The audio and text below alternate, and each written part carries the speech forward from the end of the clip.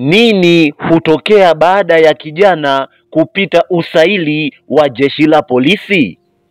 Baada ya kijana kupita usaili wa jeshi la polisi, kuna hatua muhimu zinamfuata kabla hajaanza kazi rasmi. Hatua namba 1 ni kuitwa kwenye mafunzo ya polisi, yani training.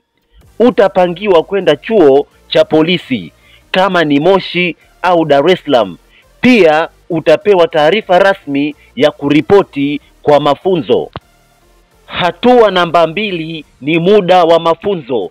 Sasa inaweza ikawa miezi 6 hadi 12, lakini mamlaka husika ndio wanafahamu zaidi muda ni upi, lakini itategemeana zaidi na nafasi uliyopita, kama ni polisi wa kawaida au ofisa. Hatua namba 3 ni kiapo cha utii. Baada ya mafunzo, wanafunzi wote huapishwa kuwa askari halali wa jeshi la polisi la Tanzania.